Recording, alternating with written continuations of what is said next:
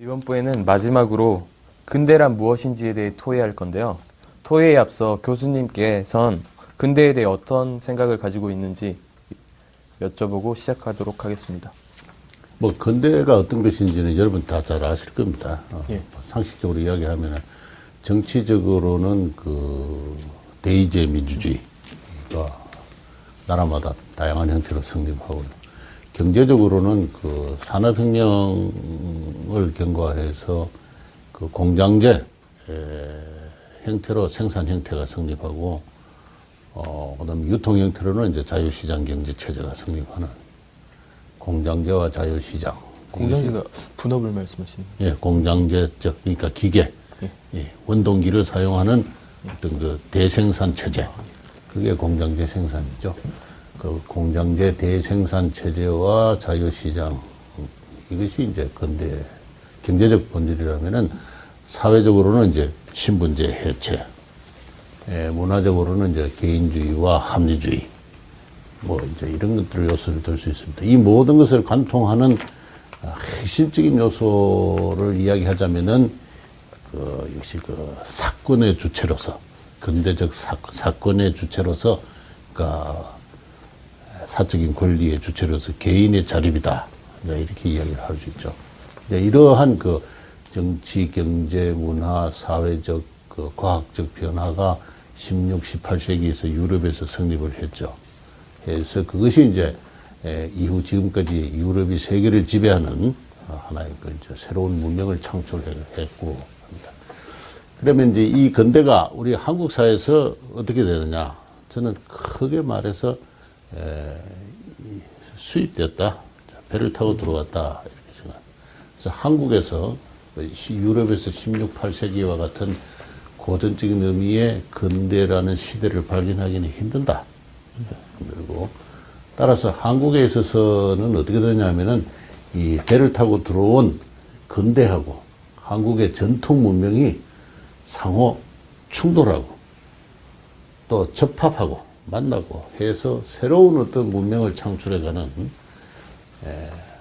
그 역사가 지난 20세기 역사로서 한국의 현대사다. 난 그렇게 생각하고 있습니다.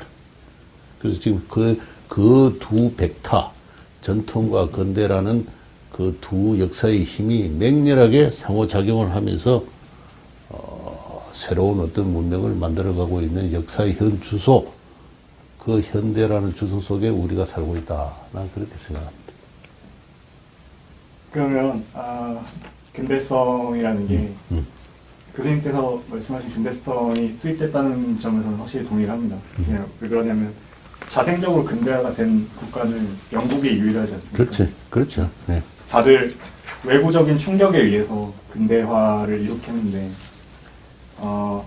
그렇다면 그 조선 이제 구한말 시기에도 여러 외부적인 요인에 의해서 특히 만국공법이라는 세계적 질서로 상징되는 그런 서구 문명을 받아들이려는 시도를 했고, 예, 그럼에 따라서 약간 당시 시기적으로는 어떤 소중화나 그런 중화 문명이 강하게 자리 잡고 있어서 근대 문명을 빠르게 일본처럼 급속도로 들이진 못했지만 언젠가는 근대는 한국에 다시 들어왔을 건데, 일본을 통해서 일제 지배를 통해서 압축적으로 근대가 어떻게 이식되었다는 표현이 맞는지 모르겠지만 그게 된 게 그것에 대해서 어떻게 생각하시는지, 그게 뭐 옳다 그르다, 뭐 혹은 뭐 일제 침략이 없었어도 한국 자생적으로 근대가 됐다, 이렇게 생각하시는지 궁금합니다. 우선은 그런 방금 이야기하신 대로 근대를 자생적으로 성취한 나라는 영국밖에 없습니다. 그러나 이 전부 영국의 충격을 받으면서 완만하게 또는 급속하게 그 나름대로 자기의 역사의 전통과 상호작용하에서 그 자기 나름의 근대를 만들어나는 그런 역사가 지난 18세기 이래의 세계사라고 생각하는데요. 그 점에서는 상당히 그 세계 보편적인 하나의 시각이다 볼 수 있습니다. 그런 점에서 아시아의 각 나라도 다 틀립니다. 다 틀리고.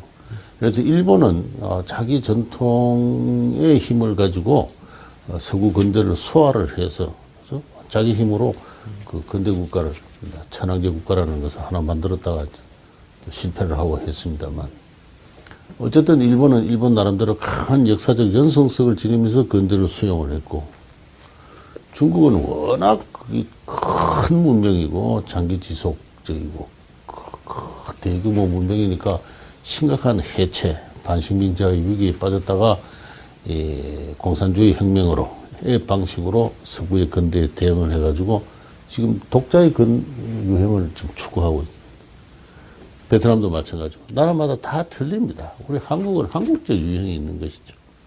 그래서 우리는 오늘날 한국이 어떤 현실에 있는가라는 것을 포인트를 둬서 이야기를 해야 된다고 생각합니다.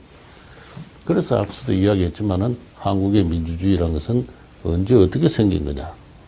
한국의 오늘날 시장경제 체제라는 것은 언제 어떻게 생기는가 하는 이 존재론적 질문을 계속 던지면서 지난 한 156년간에 있었던 이 두 문명의 충돌과 거대한 전환 과정을 봐야 된다 하는 것이 이제 이야기고 그때 결코 이 책에도 강조했지만 전통의 역할이 작지 않았어요. 우리가 오늘날 이만한 나라를 어떤 건설하게 된 것도 이 문명을 받아들이고 소화할 수 있는 그 전통의 역량이 매우 강건했기 때문에 크기 때문에 그렇습니다.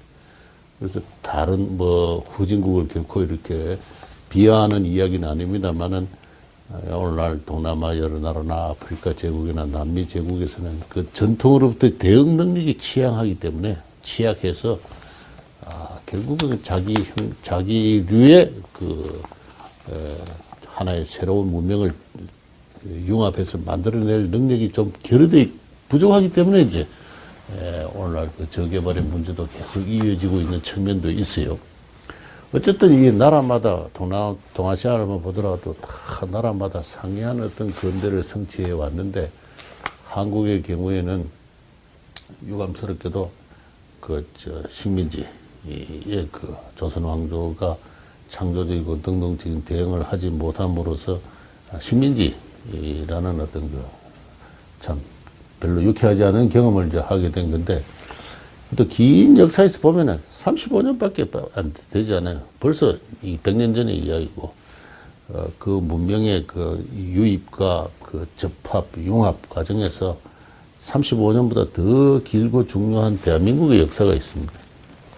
그래서 우리가 모든 것을 식민지에 목을 메고 식민지 역사에다가 자꾸 이렇게 역사에 큰 비중을 두어가지고 이 서술을 하는 행위도 이제부터는 좀 지양을 해야 되고 35년에 걸맞는 분량으로 축소를 하고 보다 많은 어떤 역사를 지난 60년간의 건국사에 부여해서 그 기간에 한국인들이 뭘 성취했는가 이런 방식으로 역사 서술이 바뀌어야 된다고 생각합니다. 근데 지금 역사책을 보면은 너무 그냥 거기에 개항기에 한 60페이지, 식민지기에 60페이지, 대한민국 60페이지. 대한민국 역사가 아주 그냥 왜소하게 이렇게 취급되고 있고, 그래서 그런 역사를 좀 지양을 해서 식민지 역사로부터는 상대적으로 좀 우리가 자유로워져야 되겠다. 우선 그 이야기를 나 좀 강조하고 싶어요. 교수님, 역사라는 게 현대를 비추는 거울이잖아요.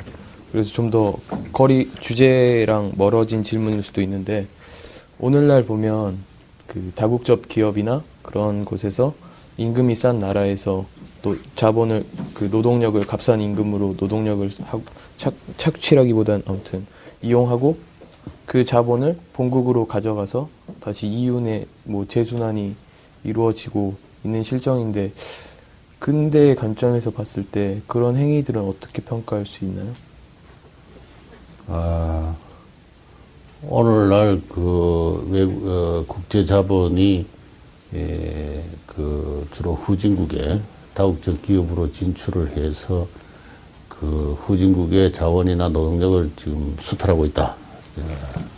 네, 그런 측면이 없지는 않지만은 세계 전체의 자본의 움직임에서 보면은 아주 미소한 부분에 불과합니다. 그래서 세계 전체의 나라 간에 왔다 갔다 하는 자본의 70~80%는 선진국끼리 왔다 갔다. 제국주의 시대와 달리 오늘날의 현대 자본주의는 후진국의 자원이나 노동력에 대해서 큰 매력을 느끼고 있지 못합니다. 못하고 선진국이 후진국에 대한 투자는 국제 총 자본 이동이 한 10%밖에 되지 않아요. 근데 그 10%도 주로 전략적으로 그 숙련 노동이 있거나 교통의 입지라든가 이런 거죠. 특별히 그 유리한 조건을 찾아가지고 투자가 이루어지고 있는 거죠. 제가 배우기로는 부가가치가 높은 상품 같은 경우에 높은 공정이나 그런 건 선진국 쪽에서 하고 부가가치가 낮은 노동력이 필요로 하는 것들만 그 후진국에다 한다고 배웠는데 그 이유는 그것 때문에 그거는 이제 산업의 중심이 이동하는 그 과정이죠.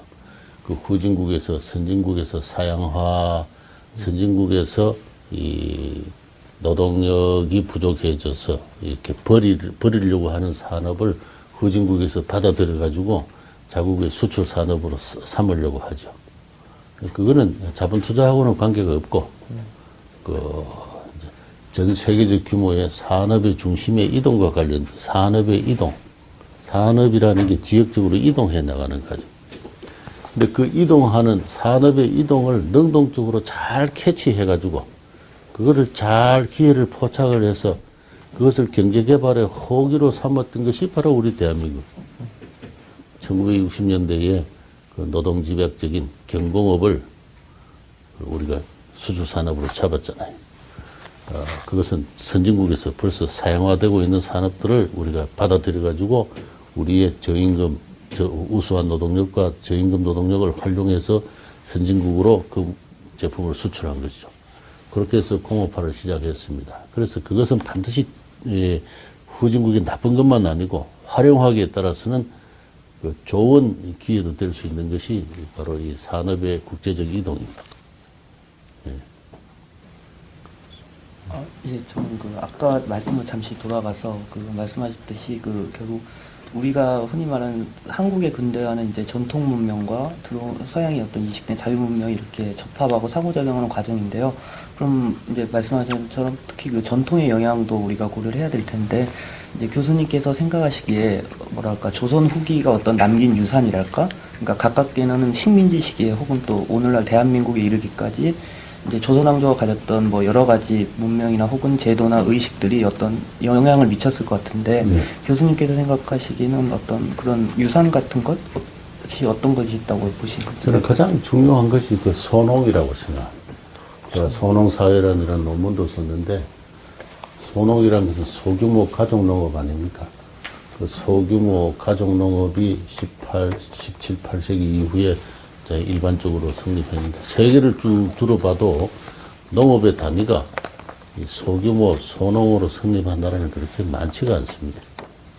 근데 소규모 단위의 농업이 성립하기 위해서는 그 가족의 가장 자신의 면밀한 그 가정경제의 플래닝이 필요해요. 플래닝이 필요합니다. 하나의 가정경제를 독립적으로 꾸린다는 게 그저 오늘날도 마찬가지지만은 오늘날도 젊은 셀러리맨들이 취직을 해서 자기 인생 설계를 할 때 면밀하게 하지 않습니까? 뭐 언제까지 저축을 얼마하고 아파트를 사고 자동차를 사고 뭐 어떻게 하는 것처럼 가정경제를 꾸려나가는 데는 그 가장 자신의 그 플래닝 그 능력이 중요하고 이 플래닝 능력은 주변 환경의 변화에 효율적으로 대응을 할 수 있어야 됩니다. 물가가 올라가고 내려가고 있는데 그것과 관계없이 그냥 가정경제를 꾸려나갈 수는 없는 것이죠. 그 다음에 플래닝을 할 뿐만 아니라 그걸 실천을 해야 됩니다. 바로 근면. 그죠? 아주 그냥 자기 몸을 불사를 몸이 부서질 때까지도 일을 할 수 있는 그죠? 그런 것을 경제사에서는 근로혁명이라 합니다. 그래서 Industrious Revolution이라고 하는데 영국적인 Industrial Revolution만이 아니라 또 하나의 혁명이 있었다면은 Industrious Revolution. 그래서 근면혁명이라.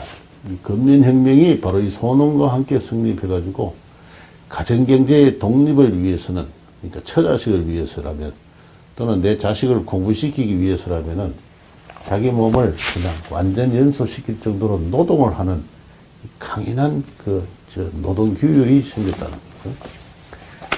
이제 이런 것이 그 조선 사회가 오늘 이 세기에 남긴 가장 중요한 도덕적 자산입니다. 가령 현대 재벌을 일으킨 그 정주영 씨 그 회고록을 보면은 자기 아버지는 소와 같았다. 소처럼 일했다.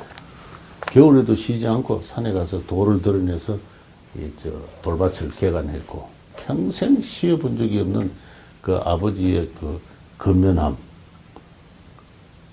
자기가 나도 아버지처럼 부지런해야 되겠다. 이래가지고 그 현대재벌의 회장이 되면서도 새벽 5시에 출근해가지고 걸어서 이렇게 회사에 출근하는 그 어떤 그 정주영 선생 씨의 근면함이라는 거는 역사적으로 형성된 거예요. 그리고 그 개별 농가가 그 어려운 여건 하에서 자립을 하기 위해서 플래닝하고 노동하고 그다음에 가장뿐만 아니라 가족 성원 하나하나가 다 거기에 맞춰서 협동을 해야 됩니다. 그래서 하는 그러한 어떤 국민적 범위에 아니 국민이라보다 민족적 범위에 어떤 경제적 훈련이 있었다는 거 이런 거 하고 그다음에 그런 바탕을 통해서 조선 왕조가 또 하나의 물려준 큰 문화적인 유산이라면은 사회적인 성취 욕구, 사회적인 성취 욕구 그것이 이제 교육에 대한 어떤 그 열기를 통해서 나타납니다. 그래서 관료가 돼서 과거 시험을 쳐서 관료가 지방의 향시라도 통과해서 생원시라도 통과하게 되면은 양반으로 인정을 받게 되고 양반으로 인정을 받게 되면 이제 기존의 양반들과 결혼도 할 수 있게 되고 사회적 지위가 올라가게 됩니다. 가장 중요한 것이 가정의 학문을 확보해서 자식을 서당에 보내가지고 또는 향구에 보내가지고 향시라도 통과시키는 합격하게 만드는 것이 가정경제의 가장 중요한 규범 중에 하나예요. 그래서 과거가 향시라도 있게 되면은 요사이 말하는 과외가 그때도 있었어요. 근데 이제 18, 19세기 양반가의 일기를 보면은 몇 달 뒤에 과거가 있다 하면은 마을의 어른들이 동네 학동들을 모아가지고 전부 산속에 어떤 절에 보냅니다. 어떤 그 훈장님, 요새 말하면 과외 교사를 초빙해 와가지고 몇 달간 합숙을 하면서 모범 답안을 만들어가지고 공부를 시키는 그런 모습도 볼 수 있는데 이 뿌리 깊어요. 이 교육열이라는 게. 그리고 그 교육열이 교육에 대한 투자로 나타나는 것은 우리 한국의 문화입니다. 그러한데 이게 식민지기가 되니까 신분적 제약이 해체가 되면서 모든 사람에게 그 기회가 주어졌을 때 폭발적인 어떤 교육의 열기로 나타나게 됩니다. 그렇게 해서 면석이라도 하나 하면은 그 집안이 그 동네에 유력한 집안이 되는 겁니다. 그렇게 해서 한국인들은 집집마다 그렇게 성취의 역사가 있어요. 성취의 역사. 나는 그게 조선시대가 물려준 가장 값진 유산이다 이렇게 생각합니다. 근대화라는 거에 약간 기본 초기 개념으로 돌아가서요. 그러니까 근대화가 경제적인 면을 봤을 때는 근대화가 이루어졌다고 얘기할 수 있지만 우리나라 정치, 사회, 문화적으로 봤을 때 무슨 신문을 폐간한다던가 아니면은 일본어로 된 신문만을 뭐 이렇게 하게 하거나 아니면은 뭐 일본의 정신이나 사상을 주입하기 위한 그런 책들이 많이 발간됐었잖아요. 그런 면에서 봤을 때는 근대화가 그러니까 지역적으로 봤을 때는 뭐 경제라는 걸로 지역적으로 봤을 때 이루어졌지만 이렇게 전반적으로 봤을 때는 근대화가 이루어지지 오히려 않은 건 아닐까. 그래서 바로 그러한 일본의 지배라는 것은 이제 한국인들에게 굉장히 깊은 상처를 남겼고 그것이 지금까지도 한국인들의 역사의식의 갈등으로 남습니다. 예를 들어서 내가 같이 세미나를 하는 중국 학생들이나 베트남 학생들과 토론을 해보면은 그 학생들은 역사에 대한 갈등이 없어요. 갈등이 없다. 역사라는 것은 어쨌든 자기들 힘으로 한번 정리된 거니까. 그렇죠? 베트남은 어쨌든 간에 미국에서 전쟁을 하면 이겼으니까. 그렇죠? 프랑스의 지배로부터 벗어나서 어떤 미국과의 전쟁을 통해서 이겼으니까 거기서 모든 게 청산이 되고요. 과거가 일단 정리가 돼버리고 그래서 아주 그냥 어떤 면에서 단순하면서도 어떤 강건한 어떤 역사의식을 갖고 있는 걸 볼 수 있고 중국도 마찬가지예요. 중국도 반식민지 상태의 중국의 공산당이 신민주주의 혁명을 통해서 구원했다. 이렇게 딱 헌법에 규정되어 있지 않습니까? 그러니까 역사의식에 큰 혼란이 없어요. 혼란이 없다. 그런데 왜 한국은 이렇게 역사 문제를 갖고 이렇게 서럽고 야단하느냐. 한국만큼 역사를 두고 이렇게 논쟁을 하고 있는 나라는 세상에 없을 거예요. 그게 바로 식민지 시대에 이루어진 어떤 문화적인 충격. 바로 그 문화적인 충격의 연장선상에서 한국 문명이 존재하고 있으면서도 그것을 인정할 수 없는 어떤 인간의 그 어떤 감정, 인간은 감정의 동물이기도 합니다. 이성적으로는 이해가 되지만 감정적으로는 이해가 안 되는 여기서 한국의 역사가 갈등이 있는 겁니다. 그래서 나는 식민지적 그 근대화라고 저 레벨이 지금 붙어 있는데 저는 그 말을 좋아하지는 않고 이 현 전통과 근대가 충돌하면서 새로운 문명을 창출해 오는 과정인데 그것이 초기 한 35년간 굉장히 강력한 탈핵에 의해 가지고 충격적으로 행해졌기 때문에 한국인들이 그 역사적 경험을 소화를 하고 있지 못하고 굉장히 그 자의식이 분열하고 있다 하는 그런 생각을 합니다. 그것이 지금까지도 우리를 아프게 하는 식민지 잔재가 아닌가. 식민지 잔재는 다른 데서 찾아지는 것이 아니라 그런 데서 찾아진다고 생각합니다. 그럴수록 앞서도 이야기한 대로 그 상처를 스스로 해방이 돼야 돼요. 해방이 돼. 마치 자라투스트가 초인으로서 해방이 되듯이 그 역사로부터 한국인들이 해방이 돼야 됩니다. 해방이 돼야 되고 해방이 되기 위해서는 결국은 그 니체가 그 실증주의에 탐닉을 했듯이 우리도 역사에서 무슨 일이 벌어지는지를 정면으로 바라볼 용기를 갖고 그 속에서 자기가 성취되어 온 모습들을 봐야 되는 겁니다. 그러면 난 거기서 해방이 된다고 생각해요. 해방이 되겠습니다. 그래. 되게 니체를 좋아하시는 건가요? 아니, 나는 릴케가 랑케를 좋아한다 했던 이야기도 깜짝 놀라서 서로 통하는 바가 있구나 싶어서 그 쭉방면서 글을 좀 읽어보니까 역시 저 논리적으로 그렇게 실정주의와 자유주의는 깊이 통하고 있는 겁니다.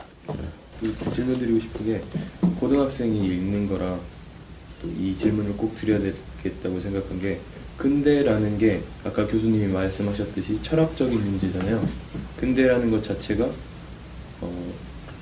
항상 좋은지 또 1, 2차 세계대전을 거치면서 근대 이성은 망했다.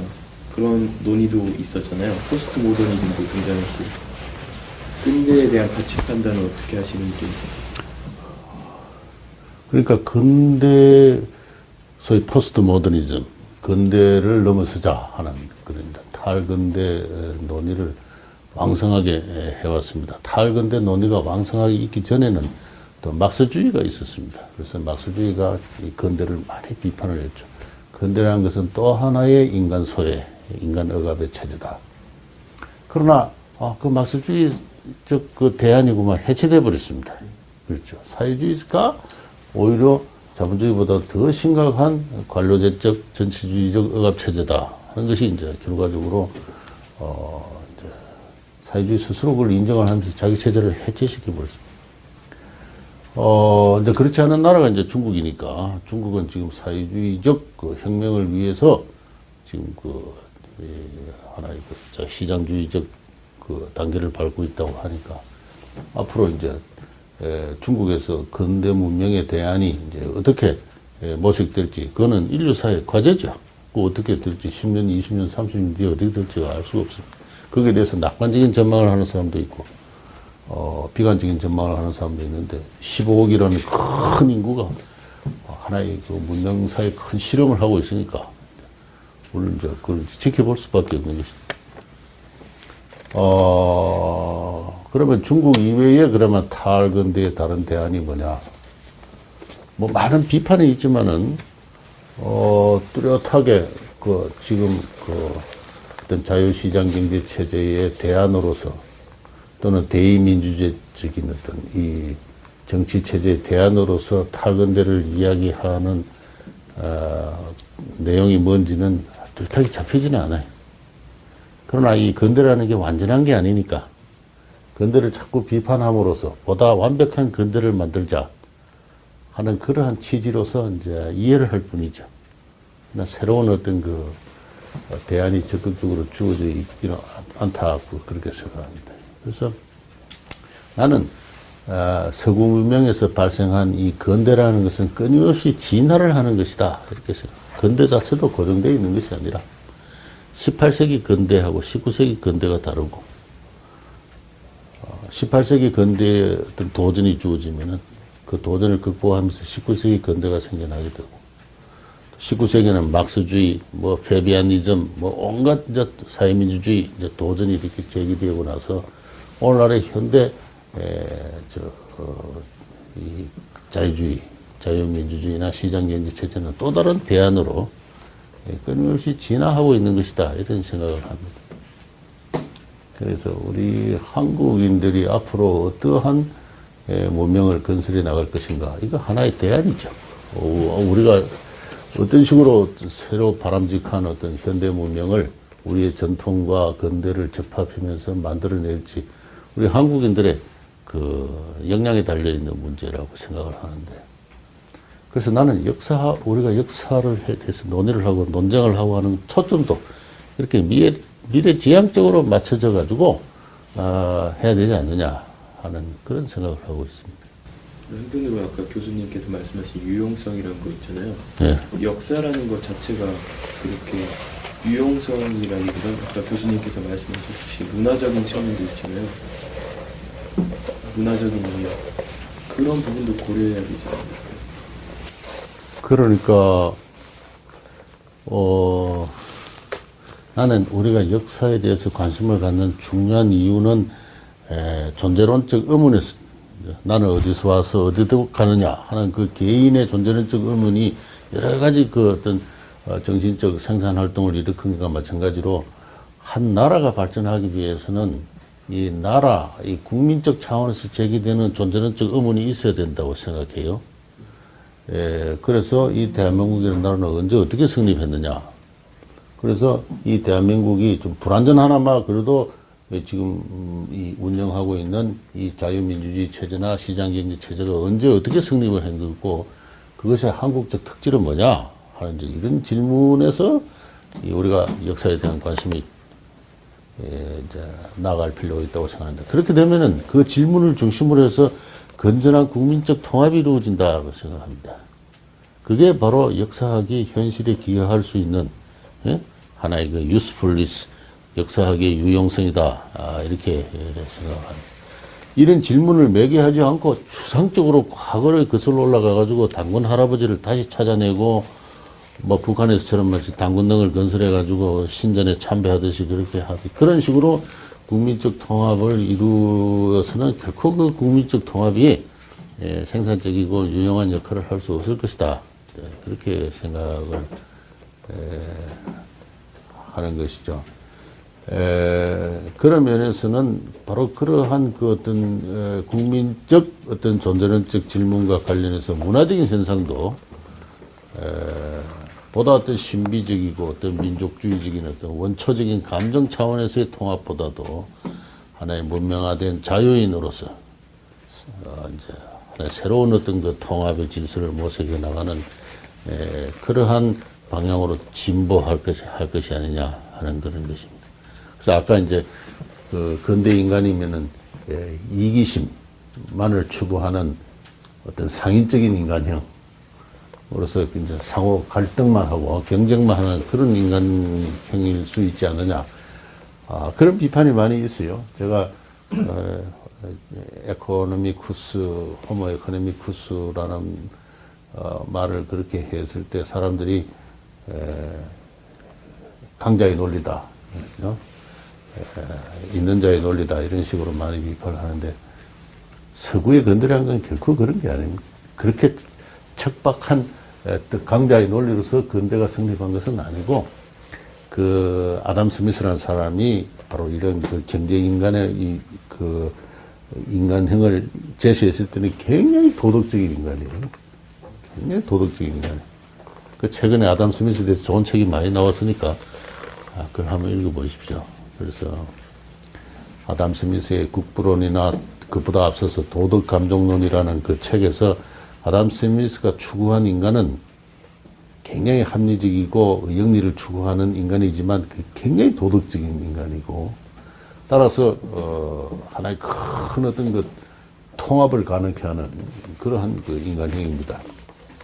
그래서 영리를 추구하, 자기가 셀피시니스, 이기심을 추구할 때 진정한 자기에게 이의가 되기 위해서는 타인에 대한 배려, 뭐 우리 성리학에서 이야기하는 그 윤리와 같다고 생각하고 타인에 대해 타인의 입장을 이해할 수 있는 그 공감할 수 있는 그 심퍼시, 그 아담 스미스는 심퍼시라고 이야기하는데 심퍼시 공감의 능력을 갖는 바탕 위에서의 이기심이라고 이야기해요. 네, 제가 좀 반론을 좀 드리고 싶은데, 근데 실질적으로 그렇게 아담 스미스가 뭐 도덕 감정론이나 이런 데서 그런 인간의 그런 공감 능력이나 이런 것들을 말했었는데 실질적으로 근대화가 되면서 나타난 그런 인간의 근대성이라는 거는 어떤 새로운 시장이 펼쳐지고 거기서 이제 이익을 얻기 위해 어떤 그런 게임의 구조에서 활동하는 그런 상인형 인간들이 시장을 확장하기 위해서 그때부터 이제 자기보다 높고 낮음, 자기는 문명, 그거보다 낮으면 뭐 반계, 그 다음이 미계, 그 다음이 야만 이런 식으로 층위를 지어서 자기보다 못한 사람한테 가서 자신의 이익을 확장하려고 그게 바로 나타난 게 제국주의의 결과지 않겠습니까? 그런 식으로 근대가 이성적인 인간형을 상정했지만 실제로 그 결과로 나타난 거는 어떤 문명에 대한 어떤 수직적인 그런 질서, 잣대, 한 가지의 잣대, 본인들만의 시장이라는 잣대를 가지고 다른 문명을 위계를 짓고 침략하는 그런 나쁜 어떤 잘못된 형태로 나타났다고 생각하는데 그 점에 대해서 어떻게 생각하는지. 그러니까 모든 논의가 제국주의 비판으로 회귀되는 것도 문제가 있어요. 제국주의가 그래서 이 제국주의 지배 역사 35년 그것에만 목을 매 가지고 이 한국의 이 오늘날의 우리가 지금 우리가 당면하고 있는 여러 가지 문제의 원인을 그것에만 귀속시키는 이런 방식에도 좀 문제가 있다. 그래서 난 제국주의라는 것은 분명히 인종차별의 어떤 지배라는 지배 전략이 그 속에 있습니다. 있고. 그러니까 제국주의라는 것이 대단히 합리적인 문명의 전파라는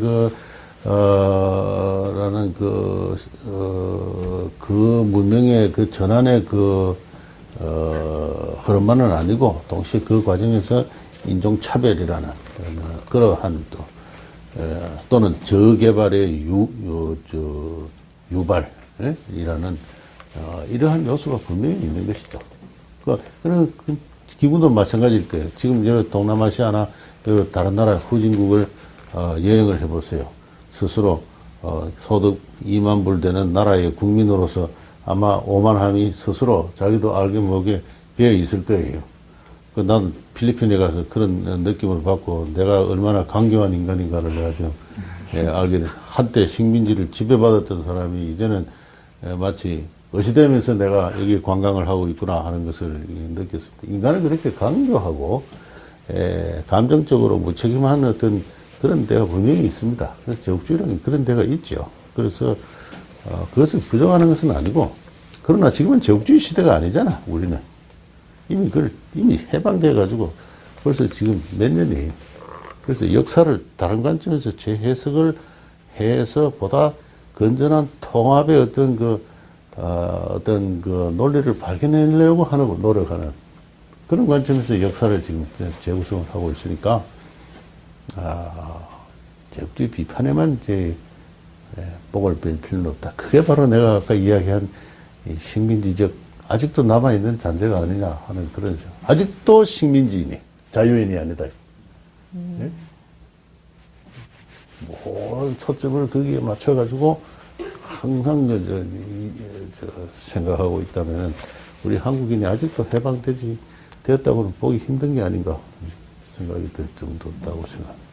교수님 아까 말씀하신 것처럼 근대에는 중세랑 거의 단절에 가깝게 많은 변화가 있었지만 현대는 근대성을 발전시켜서 좀 더 긍정적인 방향으로 이끌어온 상태라고 생각을 하는데요.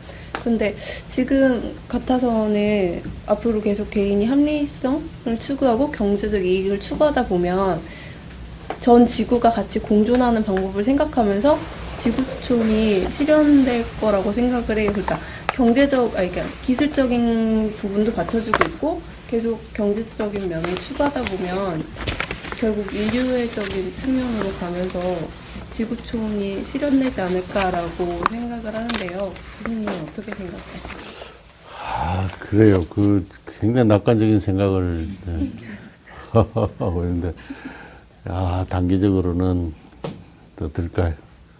우리 앞으로 한 30년, 50년, 100년 단위로서는 굉장히 앞으로도 격동의 역사가 펼쳐질 것 같은 느낌이 드는데, 중국, 일본, 이런 큰 우리를 둘러싸고 있는 나라들이 쉽게 이렇게 동아시아 국가로도 이렇게 향할 수 있는 그런 협력 체제가 구축될 수 있을지, 또 우리 한국인들이 그 역사의 상처로부터 자유로운 가운데 일본과 또 중국과 대단히 우호적인 관계를 구축하면서 동아시아의 중심으로서 제 역할을 해낼 수 있을지, 나는 상당히 좀 불투명합니다.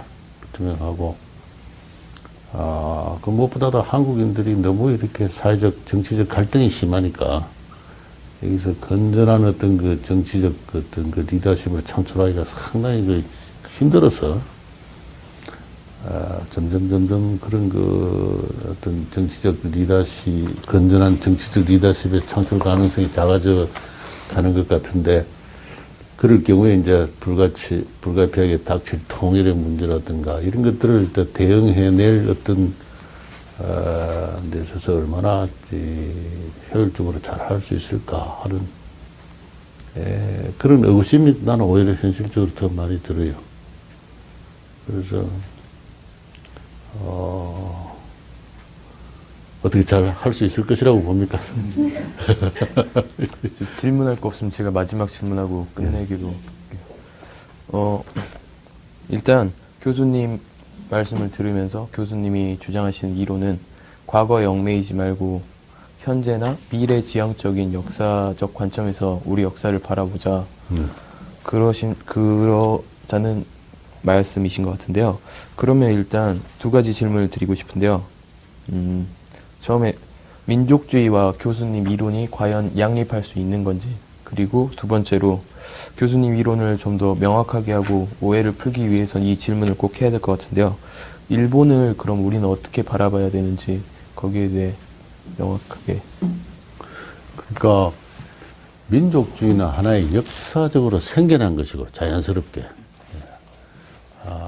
한때 1980, 90년대까지는 민족주의로부터의 탈피라는 생각조차도 할 수 없을 만큼 모든 한국인들이 민족주의에 깊숙이 매몰되어 있었습니다. 그 자체가 하나의 역사적인 현상이죠. 그리고 그 역사적인 현상의 기초에는 강력한 인간의 어떤 파이토스랄까, 어떤 감성적인 측면에 기초를 둔 공동체의식, 쉽게 없어지지 않는다고 생각합니다. 앞으로 약화되겠지만은, 국제 결혼도 하고, 국제적 교류가 또 빈번해지면서 그런 민족주의적 규정력은 점점 약화되기는 하겠지만 여전히 강한 채로 상당한 기간 동안 갈 것이다. 그럴 때 우리가 민족주의를 없애자, 폐기하자 그런 이야기 아니고 거기로부터 상대적으로 자유롭기 위해서 또 다른 어떤 복수의 병렬의 역사관이나 이념이 필요한데 그게 바로 자유주의적 역사관이 아니냐 하는 그런 그 두 개가 건전하게 서로 경쟁한다면은 오히려 상호보합적인 통합의 역할을 할 것이다 하는 그런 생각을 하고 싶고요. 일본과도 마찬가지입니다. 일본과도 우리가 그 지배 피지배의 그 예속 그 경험이 있기 때문에 결코 편한 마음으로 이렇게 완전히 우월하게 될 수는 없는 것이죠. 독도 문제가 발생을 하게 되면은 참 뭐 우리나라 국민들은 그냥 우리가 독도를 실효 지배하고 있음에도 불구하고 마치 당장 뺏길 것처럼 말이지 무슨 큰일이 난 것처럼 와 이렇게 하고 있잖아요. 반면에 일본 국민들은 무슨 일이라고 하냐 별 관심도 없이 이제 이렇게 지내고 있는데 한국인들이 과하게 반응을 보이는 건 그 민족주의적 감정 때문에 그런데 그렇다고 해서 일본 정부는 정부 보고 뭐 당신들은 독도 문제를 아예 제기조차 하지 말라 또는 뭐 국민들한테 가르치지조차도 말라 이제 그렇게 우리가 요구를 하고 있는데 그것도 또 입장을 바꿔놓고 보면 또 조금 지나친 데가 또 있는 것이죠. 그래서 우리가 독도를 실효 지배하고 있는 한 연례적으로 제기되는 그런 민족주의 문제에 대해서도 적절하게 반응을 하면서 양국의 우호 관계가 근본적으로 해치지지 않는 그런 수준에서 배려가 필요하다 그렇게 생각을 합니다. 그래서 독도에 대한 우리의 영유권은 결코 양보할 수 없는 것이지만 동시에 분쟁이 일어났을 때는 어느 정도 그것을 톤 다운 할 수 있는 이성적인 어떤 배려의 능력이 또 필요한 것이고 그런 관점에서 일본과의 관계를 굉장히 발전시켜 나가야 된다 그렇게 생각합니다.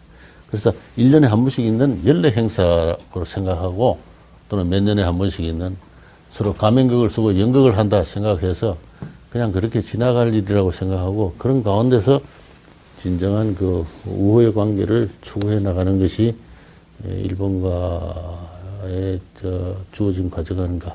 왜?